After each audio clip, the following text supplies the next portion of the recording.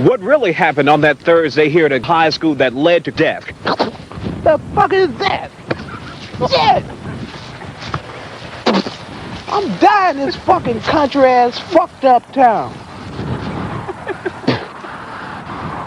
Shit flying in my mouth. The fuck? I can't see pollen. Let's get the fuck out of this country, motherfucker. I can't even see me.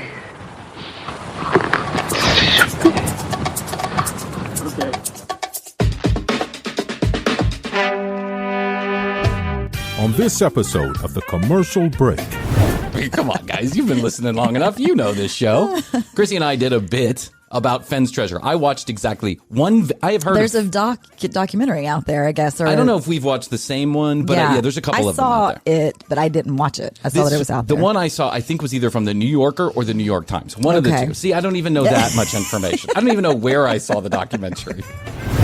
But Will Smith and Jada have put them, just like you and I have. We have put ourselves in the public eye. There are millions and millions and millions of people who watch The Commercial Break, or oftentimes get poked fun at by TMZ and The Hollywood Reporter and Good Morning America. Yes. We know what it's like, Will. We're here. We feel the pressure. We feel the pressure. Yeah. Oh, well, there are many more active nudists, skinny dippers, than there are members. And there are a couple of organizations. I'm picturing skinny dipping like in a lake or something, and somebody coming over and go, would you like to join ARC? Or whatever. Arn. Like have a clipboard. We're having a membership drive for ARC. Are you interested? No. I couldn't help but notice you skinny dipping. Would you like to join ARC? The next episode of The Commercial Break starts now. Yes, sir. Another episode of The Commercial Break. How's everyone doing? This is my dear friend, Kristen Hoadley. Best to you, Krissy. Best to you, Bryan. I'm Bryan Green, host and creator of the show. And best to you out there in the podcast universe. How the hell are you? First, a disclaimer. Okay. In no way... I know what you're going to say. Way, shape, or form are Kristen Hoadley and I journalists. Nope. Purveyor of actual facts. People you should be getting details, information, or advice from about your life, your medical condition, where to find Fenn's treasure, the weather, anything. Right. We are two fucking buffoons on a comedy podcast. It's as if you went to the bar with your best friend, and he sat there, your best friend, the best friend that, you know, doesn't really have all his information together, usually likes to lie about things. Heard bits and pieces. Yeah. He bangs one chick for 5 minutes, and he tells you he banged 4 for an hour and a half. You know, he just embellishes thinks that a place is a walking stick. He thinks that a place is a walking stick. That's right.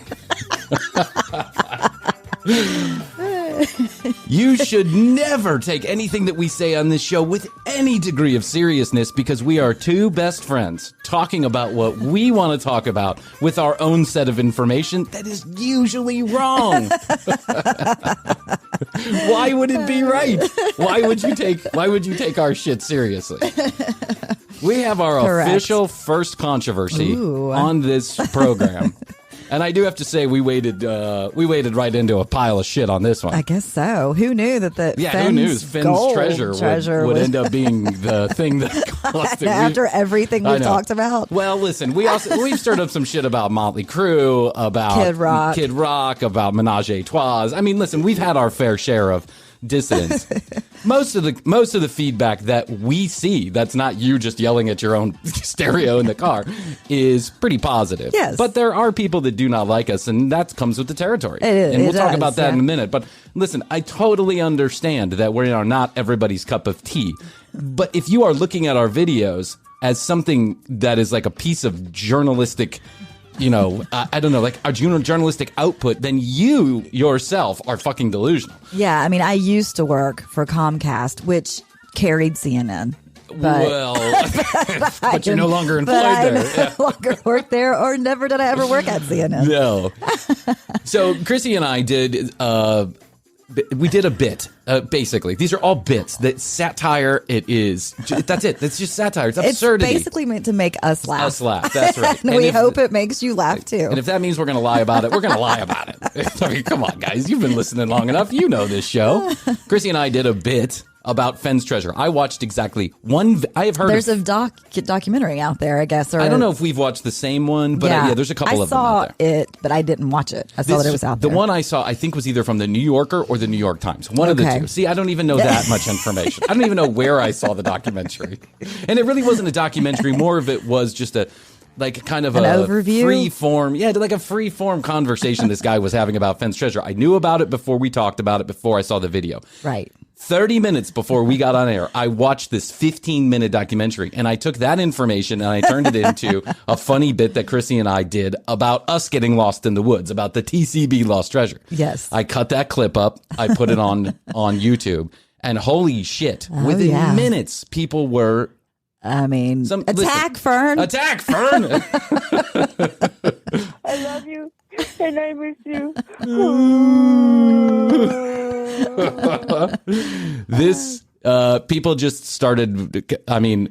Listen, no one was personally insulting us. I do have to say that. And they were saying that we had all of our facts wrong. Of course we did. We're a fucking comedy podcast. It's the commercial break. They were trying to enlighten us, I guess, on the facts. I dare you to go through all 170 odd some episodes of this program and find 2 facts that are correct. I dare you. I dare you. People got upset because we were not dictating what they felt like were the facts. And what I quickly learned about the searchers, as they call themselves or refer to others as, is number one, they are a group of passionate human beings. Yes. They really love this. They love Fenn and they love Fenn's treasure, and they are very into it. I can appreciate that. I love that. Sure. I think that's awesome. I have treasure hunt is always fun.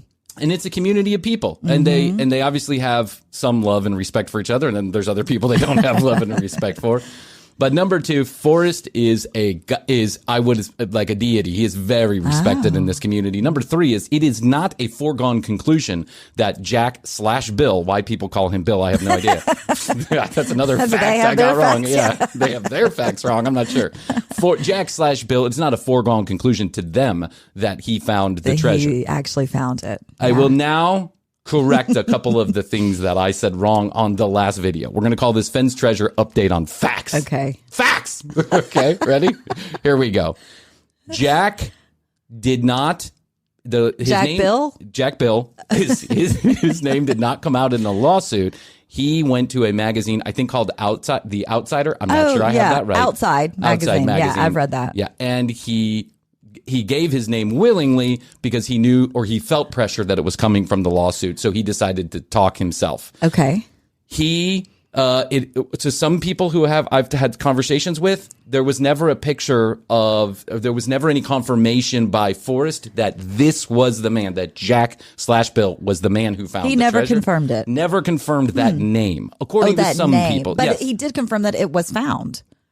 I believe he himself was, I think so. I guess. I don't know. I believe so. Yeah, this is why I don't want to wade too far into this. I just want to correct because even some people who have contacted me have different ideas of what actually happened. Right. So it's like, I guess it just depends on what your perspective of this whole situation is. But here are a couple facts that I do believe. I honestly forgot about it until you put the clip out.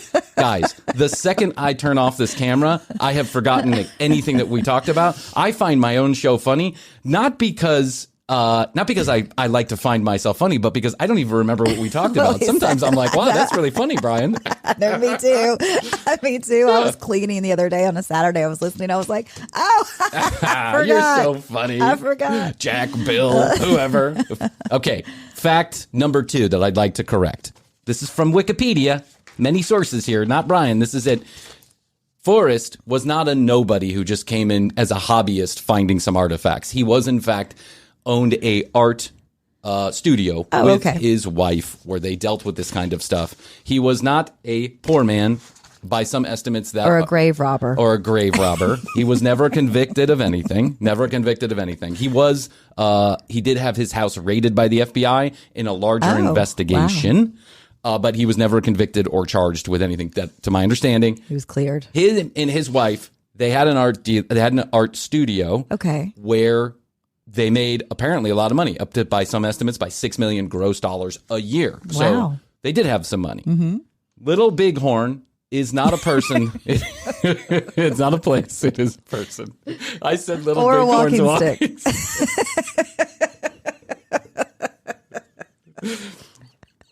It's true.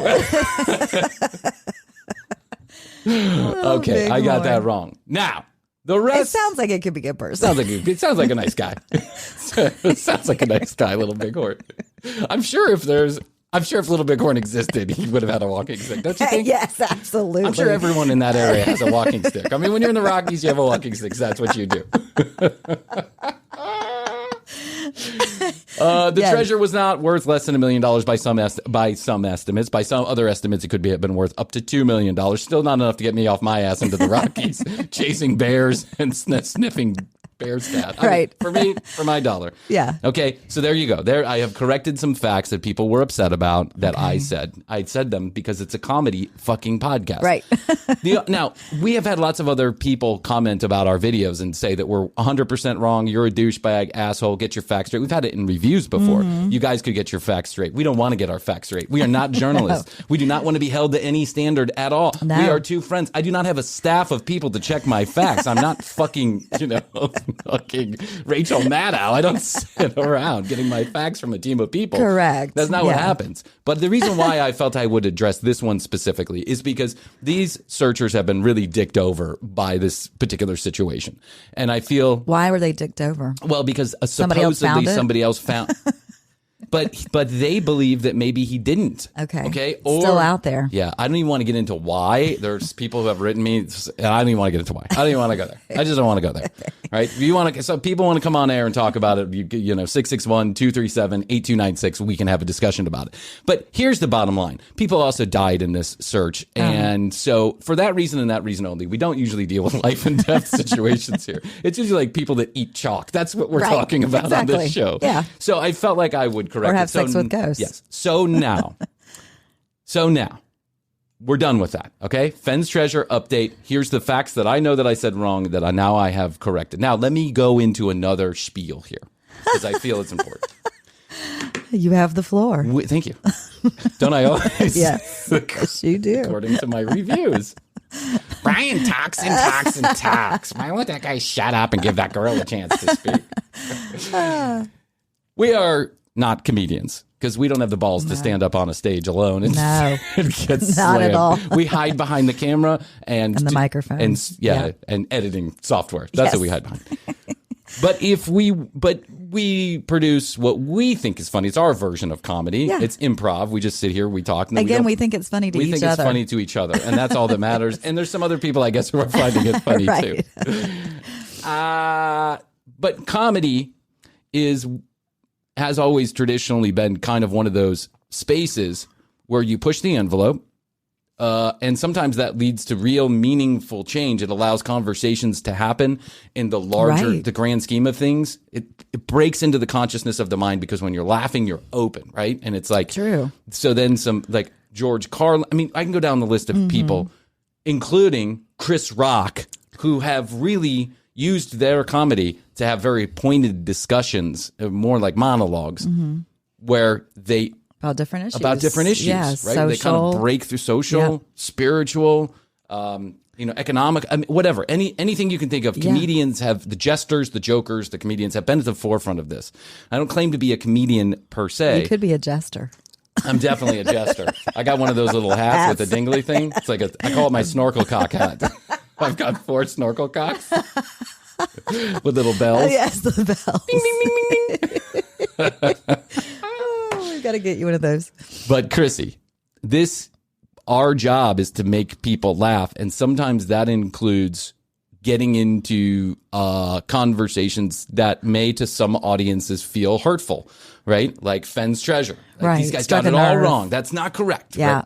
And I understand why. This is their life. This is their life's passion. And we made fun of it, or we may had fun with it. And to them, it's not very funny. I get it. To some other people, maybe it was funny. To us, it was funny. But Chris Rock, I'm going to address this now because this is a week or so now since this has happened. And I just wanted to let some time go by. Chris Rock getting slapped at the Oscars, to me, is one of the nails in the coffin of progressive comedy, because now it is okay, or to some people, certainly it's going to be okay to interject violence when you feel a comedian has taken it too far. Comedians are going to shy away from conversations that could possibly be hurtful or interpreted the wrong way. They're already doing this, right?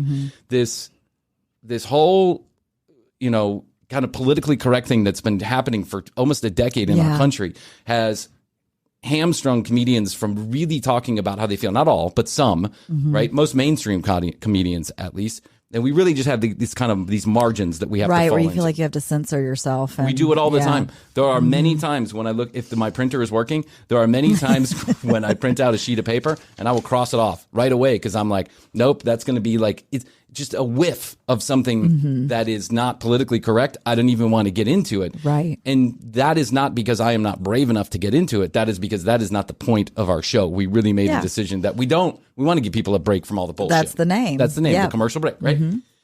So when Will Smith, for whatever misguided protection he was thinking he was giving Jada, who seems like a perfectly capable woman herself, of defending herself, and while she dealt with it with class and dignity and sat there, sour-faced, sat there, probably hurt, but understood that I will deal with this in my own way. Right. Yeah. She could have controlled the narrative 100% on her own. Next day, she could have tweeted out, not funny to make fun of people with medical conditions, Chris. And she would have had control of the narrative. And who knew if he even had? He did not. Knew. I don't believe he did. I don't believe he did. I don't believe he would have knowingly made fun of that. I think he thought she'd shaved her head for her own reasons. Yeah, right? Like, She's had a shaved head for years.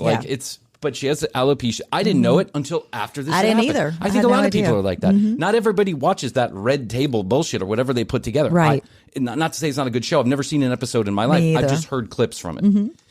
So she handles it with dignity. Will Smith is laughing along with everybody, or along with some people in the room, and some people are guffawing. They said they don't think it's funny because they probably know about her alopecia. And Will Smith stands up, violently slaps Chris Rock. Yeah, that wasn't right. Fuck no. Fuck no. I mean, fuckity fuck. At the very most, as we were talking about yesterday, he could have yelled out. He could have yelled out. Yeah. But again, it probably would have just been best to sit there and think about it and then accept your Best Actor award. Yeah. And not take away from that story about Venus and Serena. Instead, now it's all about this. I agree with you. Yeah. It takes away from everything else that happened in the night. It takes away from the entire night. The Oscars kind of have sucked for the last couple of years. Anyway, I don't know anybody who watches them from beginning to end. Yeah. And the only reason why I turned it on is because someone actually sent me the link very quickly after it happened. They sent me a link to them recording their screen where it was uncensored, the whole 9 yards. Any other person would have walked on stage and slapped Chris Rock like that. It was just, I think everybody was stunned. I was stunned. Yeah. Stunned. And take the race completely out of it. If this is white on white, white on black, that could have been a whole fucking different conversation altogether. Right. But this is the comedian's job. A comedian's job is to tell jokes that push the envelope. Yeah. And I understand that Will Smith and Jada have been a target of Chris Rock, but Will Smith and Jada have put them just like you and I have. We have put ourselves in the public eye. There are millions and millions and millions of people who watch the commercial break, or oftentimes get poked fun at by TMZ and the Hollywood Reporter and Good Morning America. Yes. We know what it's like, Will. We're here. We feel the pressure. We feel the pressure. Yeah. Especially after this whole Fenn's treasure thing. It's just like the Will Smith controversy. Yeah, I mean, they're both super successful in their own right. Their children are super successful. Everybody around them is, they definitely. So if your thing, Will, is to spread the love and be a vessel for love, then you need to walk the walk. I cannot imagine what is going through someone's fucking head that in front of 15 million people on a stage in front of your peers and everybody else, you go take a bitch slap at one of them. I don't think he was 100% sober. I don't know. Think not. Listen, I don't know. I don't know. I don't even want to speculate. No idea, but what I'm trying to understand, and I have a hard time wrapping my head around, is how exactly deeply do you have to be hurt in order to get up, stand up, do that in the situation that you're in? If this was in a club and he said something directly to your wife. Televised and for millions of people. In front of your peers, and you're about to win the Best Actor award. Everyone knows it's coming. You do too. This is just insane to me. And I fear now that what's going to suffer are the wonderful, funny, sometimes irreverent, and sometimes unfunny and mean-spirited comics. They are going to now dial it down a notch. Are they afraid that someone in the audience in a small club in L.A. or in Chicago or here in Atlanta, are they afraid that people are just going to start getting violent with them when they hear something they don't like? Yeah, I mean, if you think about it, you could offend everybody. Everybody. Yes. Women, men, transgender, black, white, yellow, brown, everything. I mean, you could offend everybody. Anything that we say. And then that's just for what they look like. That's Frankie B. Yeah. The people who fall in love with roller coasters, chalk eaters, extreme cheapskates, kids who are out of control. I mean, we make fun of it all, but we do it from a place. We don't do it from a place of being mean-spirited, though sometimes it may come across that way to the people who are actually the butt of the joke. The reality for us is it's just funny. There are things that you point out in life that are funny. That's how we deal with life, is by laughing. And Will Smith must be have such a hurt child syndrome that just one scratch and he bleeds. Yeah. And this misguided principle of protecting your woman against words. If someone said something mean to Astrid, right? I would be livid. Like if they said something mean to her face, especially about a condition that she had that was uncontrollable, right? Even if they didn't know, I would be livid. But I know that as a human being, Astrid can hold her own. If someone physically attacks her, that's a different story altogether, right? Then it's game on. But if someone says something to her, she can hold her own. Yeah. It is not my place to pretend. It's not my place to be her strength, because she is her own strength. And that's the part that makes me so upset about this whole thing, is that I think about my family and my wife. Jada is fine. And she chose. She's a bad bitch. I love her. Bitch. Yeah, she's a bad bitch because look how she handled it. Yeah. She sat there with a sour face. Chris knew the joke didn't hit. He knew that Jada was pissed off at him, right? But Will, the hurt child, had to go defend in some false sense of love his woman when his woman is perfectly capable of handling herself. Yeah, they could have definitely reacted to it. She on should their have own controlled. afterwards. Yeah, she should have controlled the narrative. He ended up being the entire narrative. Now that's all anybody can talk about. Of course. Yeah. Yeah. Now, did we get those facts straight? No. Okay. Not one of those facts got straight. No one hit anybody. The Oscars weren't even last weekend. No. More facts we got straight. Okay, that's the serious part. I just wanted to address it because we've been talking about it. We have. We let cool our jets for a few days and let this whole play out. Will Smith has now, as of this date that we're recording this, Will Smith has now apologized. So his publicist can now take a nap. That has nothing fucking to do with Will Smith. That has to do with his publicist hoping that Will Smith gets into another movie, because I can't imagine. And the other thing is, like, take all this other shit out of it. The other thing is why didn't they immediately escort him out of the building? Well, we were saying that, yeah. It's fucking insane. Yeah, you can't just be violent. No, you can't be violent. I think everybody was stunned, and maybe I thought at first that it was part of the act, of part course, of the joke everybody until, did, and so I think by that like point, 5 minutes later, until he started yelling. Then when he started yelling, you're like, why would it be a part of the act to yell, get my wife's name out of your fucking mouth? Right. That seems like silly. And what a stupid thing to say. Get my wife's name out of your fucking mouth. Yeah, mouth or monologue, I think he said. He said mouth. Oh, he did? Yeah, he said, get my wife's name out of your mouth. Okay, well, moving on. I just want to be clear. Anybody sees us in person, we do not flip us. Don't hit us, see the please. Searchers. Bam! Take that! Get Fenn's His name was Bill! Out of your fucking mouth. His name was Bill. I didn't know his name was Bill. Okay, one of my favorite things in the world, Krissy. One of my favorite things in the world is public access television. Oh, yeah. Because public access television, it reminds me of my days when I lived back in Chicago. Chicago, let me tell you a story about public access. When I was 20 years old, I lived in this townhouse with this girl who was a friend of a friend, right? And really what the townhouse was a large space, 2 floors, with 2 blow-up mattresses, one chest of drawers between. It was a flop house, basically, is what it was. It had a kitchen. There was no food ever in the kitchen. There was no furniture downstairs. Right. We had an old TV that we got a cable box and plugged it in. It was on the floor for the entire time we lived there. There was nothing in there. Good I had an times. air mattress in the corner. I really impressed the ladies with that. Yeah. Come on back to my place. How about we go back to your place? Yeah, but we go back to your place. Do you have furniture? Do you have furniture? Hey, before we make a decision about where to go, do you have a place to sit there? Just wondering. Do you have any soap in your shower? Yeah. Because, I take a shower. It's just the soap part is Missing. expensive. Inflation's crazy. Soap is expensive. All of our money went to drugs. That's just the bottom line, right? And oftentimes it didn't even go to rent. I don't even think we paid rent half the time there. So we ended up getting this weird guy, a boyfriend of a friend of mine, ended up moving into the house. And this guy was strange, but he had a couch. Oh. So we liked him very much. Exactly. But the 2 bedrooms were upstairs and there was no 3rd bedroom. So he ended up making the living room his bedroom. Okay. So he had a couch and then he had a little bed in the corner and then he had this like techno music, Technica bullshit that he would set up. Styling. He was dark. No, this was like dark, like, thrash techno, gotcha. like weird. And he would wear eyeliners. The guy was, not about how he looked. He was strange. Right. Like his brain worked a different way. Yeah. Right. And we all knew it. And my friend loved him, and so whatever. And that's why she gave him his own bedroom. Well, that's why we decided to give him the living room, because he was like, I could take one of the bedrooms. I'll just take the couch up. No. Have the living room. Yeah, have the living room.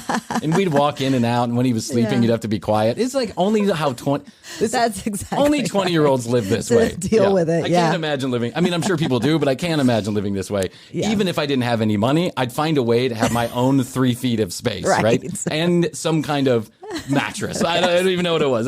Multiple sweaters rolled up in a sheet or something. I'd figure it out. Yes. So this guy had this VHS collection that he brought over. Now, a lot of it was porn, right? And he unabashedly liked porn.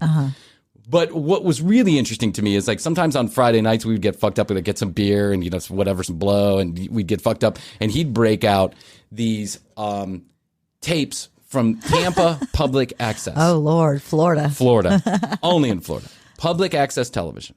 From midnight, I don't know what time, I don't know the facts on this, so don't go fucking going crazy.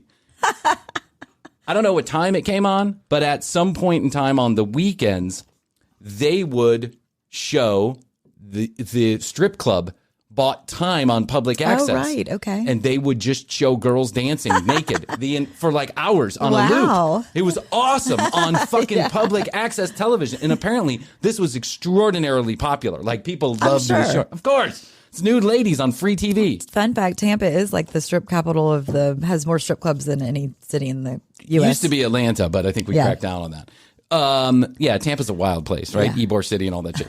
So he brought these tapes in public access. I had always loved public access in Chicago because the craziest shit comes on. It's funny. Yeah, It occasionally really is. you'll get like a board meeting or something. An apartment preview network. Apartment preview network. Was that a public access? Well, I think so. Kind of, on yeah. like the channel, the Comcast public access. Yeah, exactly. Yeah, you pay $30 and get it run for 30 minutes. Yes. So public access is basically it is the government's promise, or the publicly paid for airwaves promise, that everyone can be represented and anyone can have time on the television and network. And so they have all kind of crazy shit. I actually tried to get a public access television show one time here in Atlanta. You did. Yeah, but there was a whole bunch of shit you had to go through, and I was still. What was it going to be about? I had an air mattress. We were going to try and get bands that we liked on. We were going to like record it. Yeah. Remember when I told you the story about how we were working like in that club one time? There was 2 clubs next to each other. Yes. One was like a pool hall, and we got the patio to put these live bands on. Yes. And then the big dance club was next door that had the swingers The swingers, parties. yeah. So we were going to record these, and then we were going to put them up on the public access. Yeah. We thought we had it nailed. That is a good idea. Everyone was going to be famous. We were going to make millions. Right. But there was a lot of drama that you had to go to the studio and sign some shit. And I was like, I'm not going to do that. You can just send them a tape. I didn't even have a driver's license or an email address. What was I going to do? So I just found this to be fascinating. It is. And it's time for the commercial break. Inside of the commercial break, it's so fucking meta, I can't even stand it. I wanted to let you know that Krissy and I are going to be doing the TCB Summer Games. When? This summer. And if you'd like to be a part of the games that we're intending to play, give us a shout. 661-237-8296. That's 661 best the number 2 YOYO. We're looking for singles. We're looking for people willing to play TCB trivia and all kind of game shows. Give us a shout on the phone line or go to tcbpodcast.com and drop us an email at the Contact Us form. You can also listen to all the audio and watch all the video right from tcbpodcast.com. Catch us on the socials at The Commercial Break on Instagram, and if you would, go to our YouTube channel /The Commercial Break if you'd like to see any of the clips that we run each and every day, and now presenting full episodes 2 days after the release on the podcast. That's right, now full episodes available 2 days after the audio version. Sometimes people write in and they ask us, hey, how can we help the commercial break? 2 things. Use our sponsors' specialized URLs or codes when you're in the market for their products or services. They give you discounts and free shit, and in return, you tell our sponsors we're doing our job. Number 2, and maybe more importantly, leave us a rating and a review on your favorite podcast player. It doesn't even need to be Apple, Castbox, Podbean, Spotify, Overcast, Google.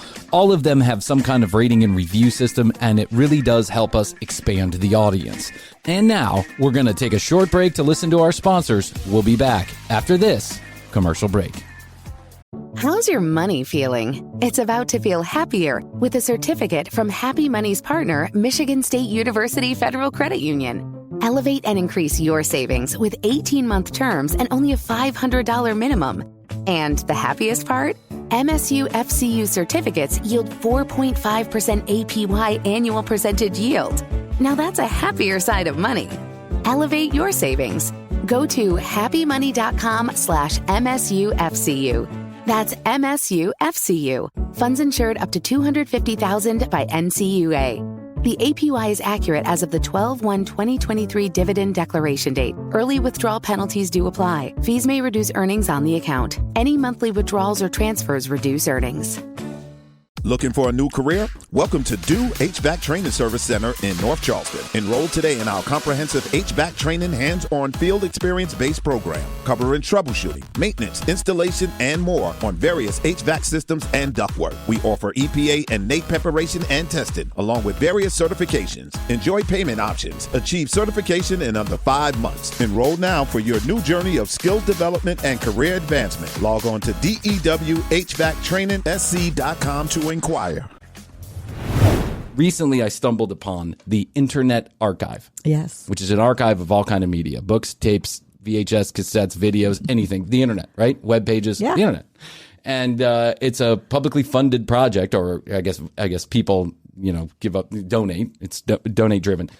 And they have user driven. Yeah. User-created content.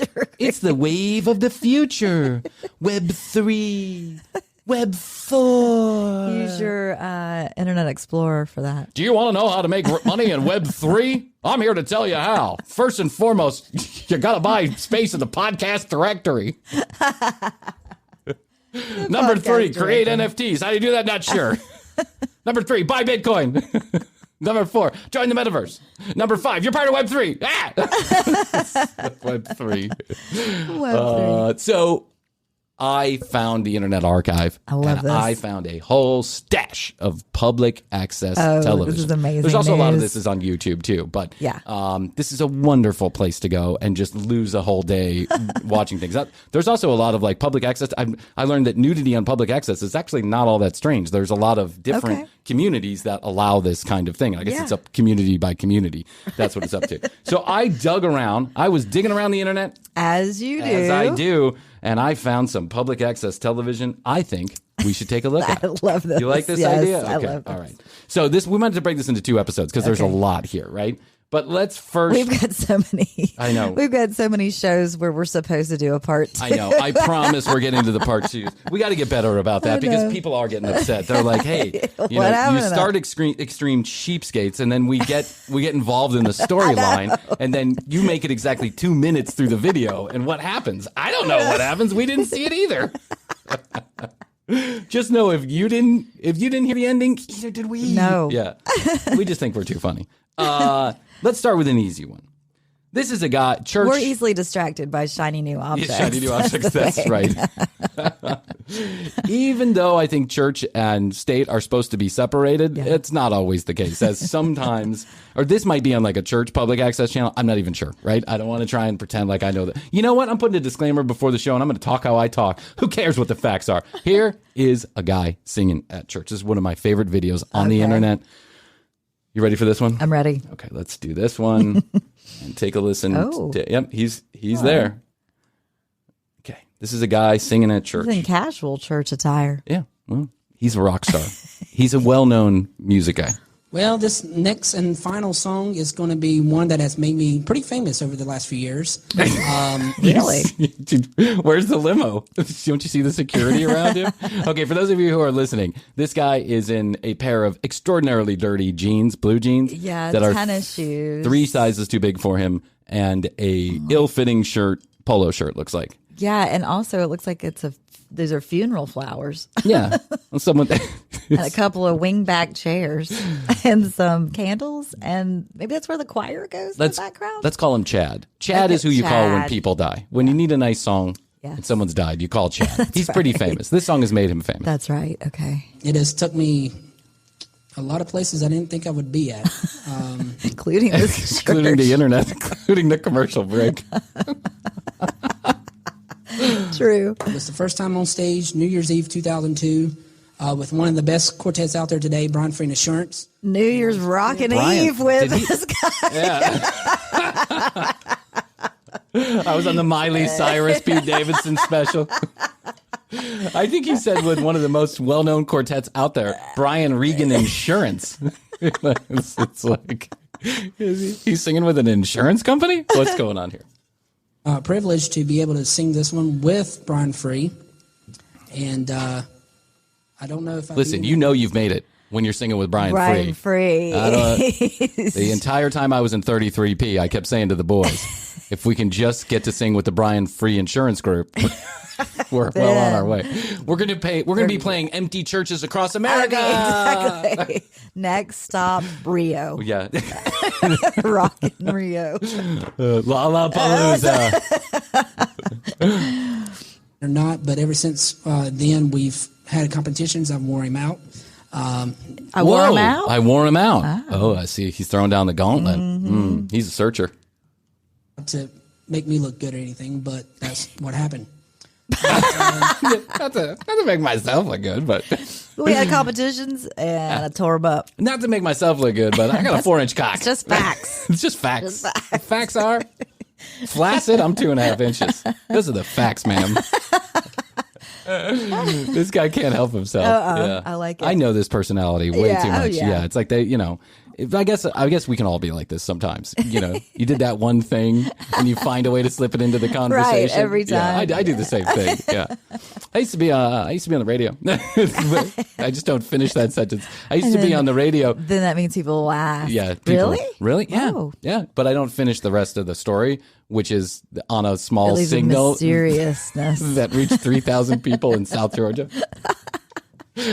The legend. This is one that also my friends at my hometown church, Gospel Light Baptist Church in Salisbury, North Carolina, has Represent.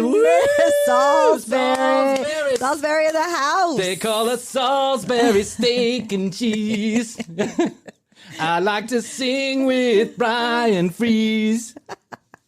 My name is Chad. Ooh, I'm Chad. My jeans are too long. I like he's got his fan club out there in the Hey, audience. guys, update. Since the year 1995, I think 1995, 1996, you should buy the appropriate length in your jeans. Yes. He's probably like a 30 length, maybe a 20, 29 length. Yeah. He's wearing a 39. Yeah, it's really long. Yeah, I don't know what look that is, but.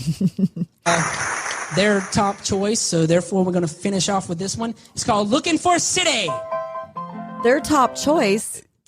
the Salisbury people. The Salisbury steak people. Salisbury steak people. They're top It's called choice. Looking for a City. This has been playing on a loop on our local radio station for about 5 years.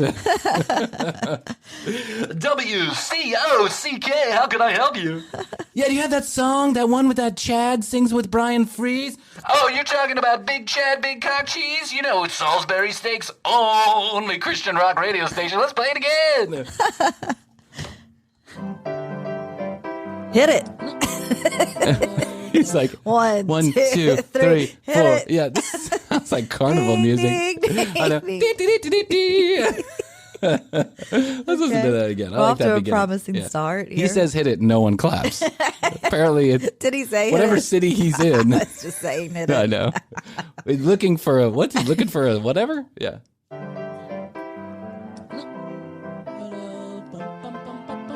I'm just trying to find my place in the song. This is my most famous song. Now I'm fucking it up all along. I can't remember the words. I didn't know you was going to start out with it. Oh my God. I didn't know you were going to start. I didn't know you were going to play the piano, man. What's up, dude? That's how we practiced it. Oh, we didn't practice it? Oh, okay. I'm sorry. Can we practice it now? This is like me on stage with 33P. Is this our sound check? Sure, dude. Whatever you want. I don't know where my own place is in my own song. This is my most famous song. If this is your most famous song, Yeah. what's your least famous song? Looking for a city built above. Looking for a city. Whoa. If he's tearing up the other guy, if he's tearing up the other guy, I wonder what the other guy sounds like. Yeah, the other guy is bad. I'm imagining. I'm running laps around Brian Free. I just want you to know. I've been to 4 churches this afternoon alone. Free coffee and donuts every time I walk in the door. I'm my rider. Salisbury's finest. Well, this ain't in millions. Millions. Never say goodbye. Oh my God. We'll meet our Savior. Oh. Come, Holy Spirit, our homes renew. Ding, ding, ding, ding, ding, ding. Oh, he's going to take it up an octave. Go, man, Rogan! Woo! Brian Free got nothing on you! I want him to go, wow. Yeah, wow! Look, he takes it up an octave, too. He goes from this octave that he can't sing in to the higher octave. He definitely can't sing in. Looking for a city where we'll never die. Wow! Wow! This is so bad. It's really bad. This ain't in millions. Never say goodbye. There will be no People could not have liked this. No, there's people like it for the wrong reasons. Right. I think he's running laps around Brian Free because people are like, we got a comedy act next Sunday in the Rectory. Come on down. His name is Chad. This ain't in millions. Never say goodbye. I mean, this. Please say goodbye, Chad. I have looked and looked and looked and tried to find a version of this that is like, he stands up. He gets threw getting up. the pillow in the chair. It's, ow, yeah. Wow. Get crazy. This is usually the point when the ladies throw the bras up on stage.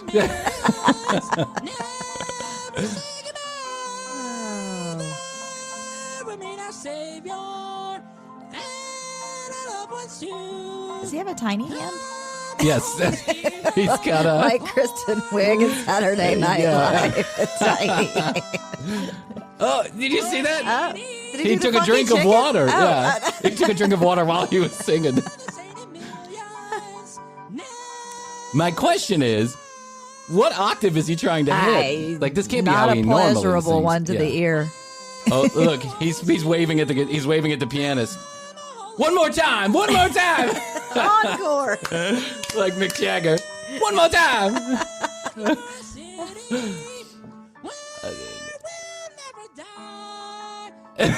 Even the pianist is like, what?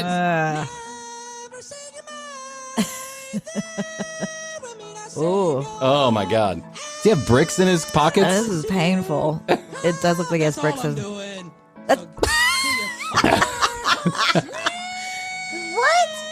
That's all I'm doing. See ya. And then he starts back again.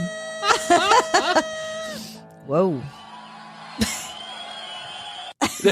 That's not real crowd noise. No. No, somebody put that in there. Yeah. That didn't happen. There's no way. No way. There's not even anybody in the place. No. I know. Every chair God. is empty. Every chair is empty. But I don't, whatever. That guy, he's one of my favorites because I know this guy. The first step is to have self-confidence. You know this guy at the party. He comes up to you and he's like, "Hey, how you doing? My name's Chad. Yeah. Yeah, director of sales. Yeah. Number one sales guy at Brian Green's Sloppy Joe and Sexual Surrogate Hut. I don't know if you've heard of it. WCOK. Yeah. WCOCK. That was my idea. It was all my idea. I'm running laps around all the other sexual surrogates. I don't know if you do that. Check out my jeans. I bought them 5 sizes too big. They look good. Right. They double as a parachute. I don't know if you knew that. That way you can easily roll them. In third grade, I won a race on recess. On the relay? The relay. The handoff yep, stick? I was I was after the race. I was the guy who did the extra lap. Mm-hmm. I did the championship You lap. went, That's what I did for extra credit. That's right. I wrote down the stats of basketball. I don't know if you knew that. That was pretty much my thing. I don't know if you knew that. I can drive with both hands. I don't know. Yeah. If no one does a rear view mirror like I do. I'd get it right, exactly right.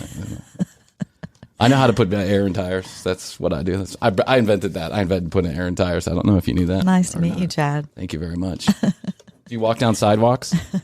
I do. I invented that. I invented walking on a sidewalk. I don't know if you knew that. They used to call it a side Chad, but it used to call it a Chad walk, but it got changed. Somebody called it a sidewalk because it was on the side. I don't know if you knew that. All right, ready? Here we go. Yeah. We go straight from Chad into Solaire, a family-friendly nudist resort. Here, oh my gosh! You're gonna love this one. 1934. Since 1934. Whoa. I gotta say, this particular trend is a little disturbing to me. The family-friendly nudist resort. Yeah. I mean, listen, my children run around my house naked like every other child in America. I'm all good with nudity. I'm all good with nudity too. But should I be sharing that with a bunch of strangers, like in this day and age? Right. I don't know. Now, nudists are going to say that it's not sexual. It's the way that God made us. And maybe I can, I understand what you're saying. Yeah. I get it. But it's just not for me. It make me feel a little uncomfortable to be at a nudist resort where my kids were naked and there were other adults naked. Exactly. Yeah, it just doesn't feel right to me. But, each to their own. This place has been around since 1934. Since 1934. So it's still rocking. Well, if you take a look, most of the people have also been around since 1934. Solaire. Recreation League. Oh, Recreation League. Huh. What is that? I'm assuming if they have like an actual league, like a softball league, they're not wearing jerseys. So no, you don't know. It's usually clothing optional. So, some people will wear. How many boners do you think? Maybe just like a little sign that's hanging around your neck. I think it's on your back that says your number. 32. I'm going to be skins and you be skins. Skins against skins. Dark skin against light skin. Come on, let's go. Tan against untan. Have you ever been to a nudist beach? I have a nude not. Beach? I have. But I've been to one that the ones in Miami look like they're. They don't give a shit. Yeah. There are women and in Spain there are women and men who will go Topless. Perfectly naked. Yeah, absolutely. thongs. And kids are naked all over the place. Yeah. That was one of the things that it took a minute to get used to because I almost felt like, as a father, I felt like running over there and saying, put on some clothes on this kid. And those beaches are so crowded in Spain in the summer. They're so crowded. And there's just lots of nudity. It's That's just what part happens. of the culture. Yeah. And you actually, you know what? After having been there now many times, spent many months there, when you go there, you're just kind of like used to it. It makes it not weird too, honestly, for people growing up. Yeah. Well, yeah, that's true. I didn't think about that. You want to make it weird? Let's listen to this. Okay. Well, Wait, not that guy. This guy.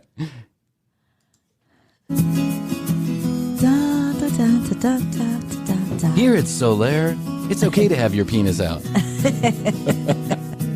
Got a snorkel cock? Oh. Show Hi, it. everyone, and welcome to Stockbridge Community Television, and I'm your host, Max Gullickson. He's wearing a suit. Today I'm here with Mr. Dick Whitney and Dr. Rana Krissy. Hi, Dick, and hi, Rana. Hello. Thanks for having us. Good to see you. And we're We're here to really talk uncomfortable because we're wearing clothes. Let me paint the picture here. Dick and Rhonda are probably in their early 70s, is my guess. They're in their early 70s. Dick is, I think, probably like what most Americans look like. He's a little portly. He's got a balding head. Yeah. And then the host of the show is in a full suit. He's also probably in his late 60s. Yeah. He's also balding. And Rhonda is a smaller woman. She's a little bit shorter. I just want to paint a picture. All three of these people are much older. They're not. Yeah. When you go to the nudist resort, I don't imagine it's like, hot 22-year-olds running around with their 15-inch cocks out. Yeah. Girls kissing. That's right. Yeah, girls making out. Yeah. You have to go to a chiropractor party for that. interesting subject, and it's nudism as a recreational way of life. Now, Dick and Rana, I'm going to assume that you're active nudists. Absolutely. That's so interesting. Absolutely. Loud and proud. You don't mind if I whip my tits out, do you, Dick? His clothes are itchy. I know. Hey, Dr. Rhonda. Yeah, I got tags in my underwear. You mind taking those off for me? Thanks, Dr. Rhonda. And this is a way of life that you've adopted, and you enjoy this lifestyle. Well, yeah. Or they wouldn't be doing it. Yeah. You enjoy it. I do this against my will. I know, right? You're not being forced, are you? I'm being blackmailed. I have to show my tits. That's so there. And my audience gets to hear about this because this is really interesting. Recently, Dick, we had a video submitted to us here on Stockbridge Community Television. We got a video. What was submitted of your hot cock running around that beach over there at Solaire. That's right. Dick, for 70 years old, you are still hard and strong. Proud of you, Dick. Proud of that dick, Dick. Be proud of that dick.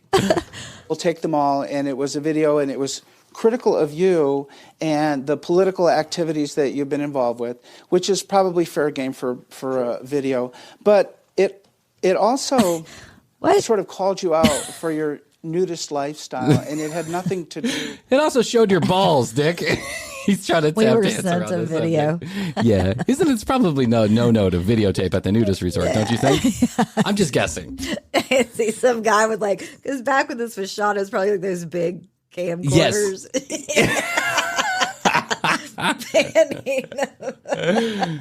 Nope. No, not a camcorder. It's a Walkman. I'm doing a documentary. It's one of those new CD players. Carrying it around. It's one of the Walkmans, FM and AM. Cassette player, dual cassette. Two cassettes. Tuned to a satellite. It's a satellite dish. I got to bring it around. It's got a bad signal at the house. I'll be on the other side of the lake here with my satellite dish pointing in your direction. Do you mind raising your dick a little bit? I get a better signal, Dick, when your dick Step is out, in the Dick. sun, Yeah, too. step in We're the going to sun. need you ever in the sun. Come out. Hey, where's Doc Rhonda? Can you get her standing up, too? All right, thanks, Dick. But signal's much better now. And then he goes back home and immediately sends it to the local public access. And how does he send it? Look what is happening. He puts it in one of those FedEx bubble wrap things and sends it to them.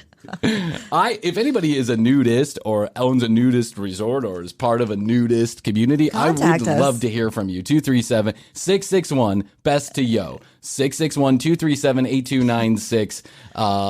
And send us a text message or a voicemail. I would love to talk to you about this because, we could do a podcast from the nudist resort. Oh, we could do a show from the nudist resort, Yes. and I bet that would be a barrel of monkeys. Yeah. Could I wear just like a lacy robe? Yeah. Maybe, Yeah. and not go full nude. Yeah, Okay. I'm gonna wear. I'm gonna wear. I don't know. You wear your snorkel. I'm gonna wear my snorkel cock. That's what I'm gonna wear. A literal snorkel on my cock. Nothing to do really with your political activities. And as a viewer, I thought it was probably maybe unfair is the word I'm looking for. But Dick, how do you feel about? How did that make you feel? I was actually quite amused. Were you? I my Marchetti, who did it twice, actually, 5 years ago, and more recently This is the second time he's videotaped my cock. This guy. My kitty runs around town videotaping my cock. This guy's out to get us. I find it amusing. I find it amusing. He wants my cock. I'm telling you what. I got ulterior motives is what I smell here. He likes the cut of my jib. If you know what I mean. That's sad, but I thought this is an opportunity because I'm really... This is an opportunity to tell everybody how big my cock.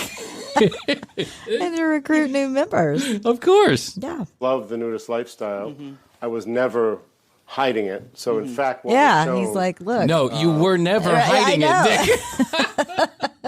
He's like, look, we've got this community. What do you want? What do you want? Fine, tape us. Whatever, yeah. Send the tape to the local. I'm a nudist. I know, do you think I give a shit? Exactly. Yeah. I stopped giving shits a long time ago when I with my clothes. Let me count how many fucks I give. 0. I find it amusing. Oops, I don't have any fucks. was a video clip of Ron and I when we went on Hartford TV and talked about it with our names being promoted. So it's nothing I'm hiding. And quite honestly, thanks, because it really gave me the idea of doing this session today. So thanks. It really gave me the idea that my cock is pretty big. And I should promote it. Yeah, I should promote this. I said to Rhonda, I said, you know what, Donnie? We should promote my cock. It's pretty big. And she said, I'm with you. And I'm a doctor. Grateful.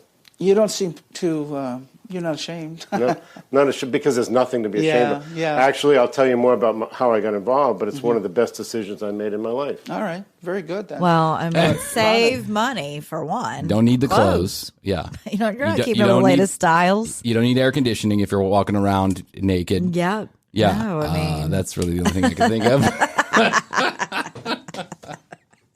You save money on porn. You probably don't need porn if you're at the nudist resort, although it's probably frowned upon to masturbate right there in the middle of the beach. Especially the family-friendly one. I'm saving money on porn. I hope you don't mind there, Dr. Judith. I mean, my concern is I spend days worrying about an erection at a massage therapy appointment, right? I mean, I do. It's So just you're like one of gonna those get things that one? runs through my We've head. talked about that, yeah. So how do you avoid the inevitable? I mean, or is it inevitable? Or do you just learn to control your cock? Well, I mean, once again, if it's normalized, then it's just there all the time. Is it normalized to have I mean, but still, I mean, I understand organs are not sexual inherently, right? It's, I mean, and they're like. Well, I mean, there's different, like, if you're grabbing a cup of coffee in the nude. Yeah. Like. Still getting a boner. Still got a boner. I got a boner at the Starbucks this morning for no reason. No, I'm kidding. So, but this is like a serious question I'd love to pose to a nudist. Oh. Let's say you go down to a place. I mean, hedonism, I guess, is a bad example because hedonism is specifically about hooking up with other people. Right. There are the places that you can go to actually hook up and be in the nude all the time. Family-friendly nudist resort. The family-friendly, I mean, yeah. Yeah, okay. But like maybe there's a little kid running around, so there you go. You're not going to, that's not going to turn you on. But in your everyday life, you meet people that you are attracted to, right? There are people that you find attractive. So there are going to be people that you find, I mean, I would think, if they're in your age range, they're like within 15 years. It's just curious. I'm just curious about this question. Well, also, most people, too, aren't as attractive nude as they are. Oh, that's for fucking sure. I know that for a fact. Come on over to the Green household. Take a schnarl of my schnoz. You know, and you get clothes, you're presenting yourself. Of course. You know, if you don't have any of that, you're just But kinda... like a peacock, I'm worried about presenting myself in the wrong way. Maybe you can get some jewelry, a wig. Oh. What do they call those fake the man skin or what do they call those things? The firkin, a merkin, merkin. A merkin. Is it called a merkin? I think it's called a merkin. Disclaimer: we don't know. We don't know what we're talking about. I don't want any merkin fans calling me up. It's not a merkin. It's a murfin or whatever. A murfin. Mine's going to be a murfin, okay? I'm going to get a murfin. But what if the head of hair just starts to raise while you're getting... As What you're getting your erection, maybe it pulls up and then slides off. Or it pops out like a maybe like you could a have a string, like a rubber band. Yeah. To hold it in place. It pops out like a squirrel in a bush.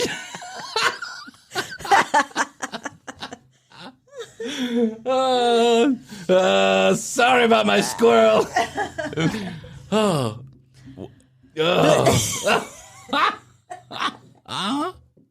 That is too funny. I wish I had an actual image of that. I feel like I'm getting one. I know. I just have this like image of a little fro, like a little like puppet fro, and then it just like starts raising up while you're talking to somebody. Oh, hello. Oh, hi. He says hello too. Yeah, that's Murphin. That's Murphin. My my Murphin friend. says hello too. My Murphin says hello.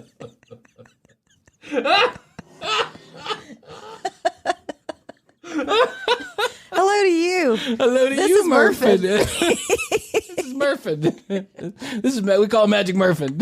He does this trick. You want to see? Oh my god. Oh. You are heavily involved with the AANR, which is a body for nudist recreation. What can you tell me about that and what your role is with that? Certainly. The American Association for Nude Recreation, which we call ANR. Horrible name. That's as bad as Murphin. Anner. Heary, I call the meeting to order, the annual meeting of Annas. Oh my god. The oldest organization that represents nudism, nude recreation, and helps to protect the rights of nudists. And it's really important to do that because, and we'll talk more at length later, but we'll talk more at length. Great. If I was the host, I'd be like, can we just talk about it not in length now so we don't have to do it later? You don't mind if I get this over with, could you take off your clothes? Yeah. I was hoping you guys were going to show up nude. Yeah, that's going to drive public access ratings through the roof. Ready to come out as nudists. It's nationwide, the AANR, right? Oh, absolutely. Coast to coast. Coast to coast. Just a guess. Casey Kasem. Coast to coast. Soup to tits. Head to shaft. Just in America. Oh, well, there are many more active nudists, skinny dippers, than there are members. And there are a couple of organizations. There's the Nature I'm Skinny dippers. I'm picturing skinny dipping like in a lake or something, and somebody coming over and go, "Would you like to join ARC or whatever?" Arn. Like have a clipboard. We're having a membership drive for ARN. Are you interested? No, I couldn't help but notice just skinny dipping. Would you like to join ARN?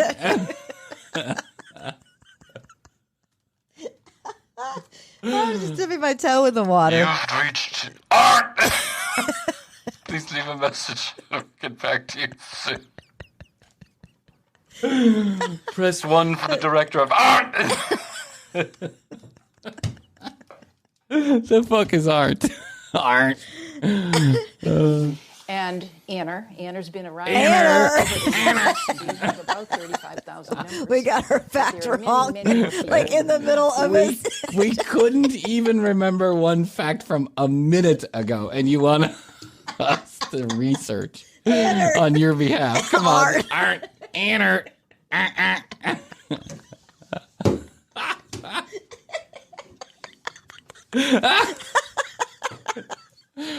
Well, there concludes another fun fact-filled episode of The Commercial Break.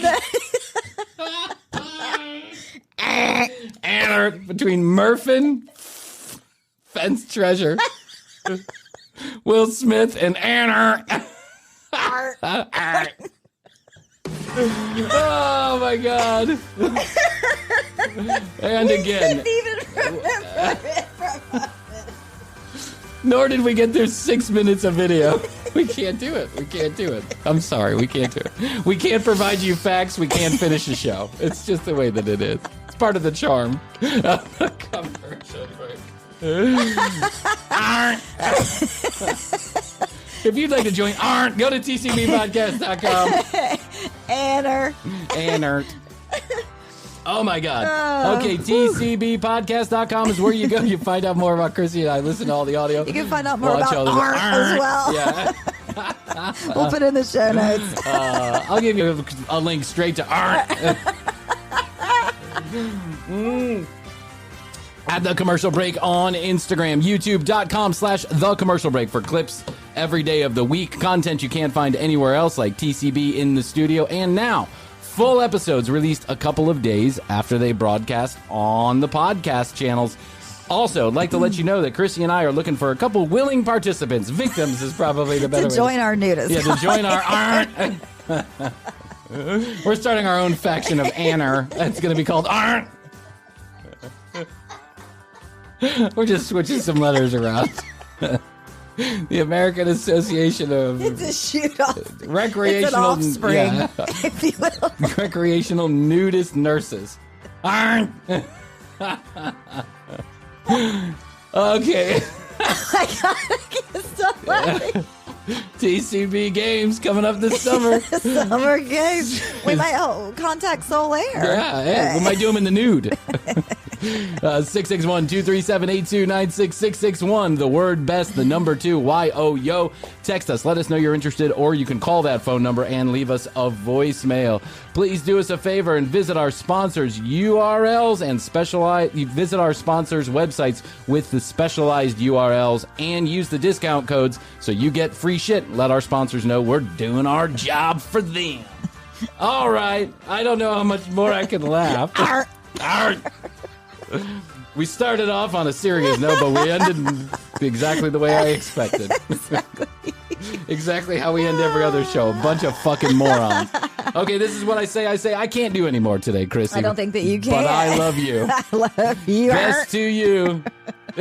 And best to you out there in the podcast universe. Until next time, we always say, bye! How's your money feeling? It's about to feel happier with a certificate from Happy Money's partner, Michigan State University Federal Credit Union. Elevate and increase your savings with 18-month terms and only a $500 minimum. And the happiest part? MSU FCU certificates yield 4.5% APY annual percentage yield. Now that's a happier side of money. Elevate your savings. Go to happymoney.com/MSUFCU. That's MSUFCU. Funds insured up to $250,000 by NCUA. The APY is accurate as of the 12/1/2023 dividend declaration date. Early withdrawal penalties do apply. Fees may reduce earnings on the account. Any monthly withdrawals or transfers reduce earnings.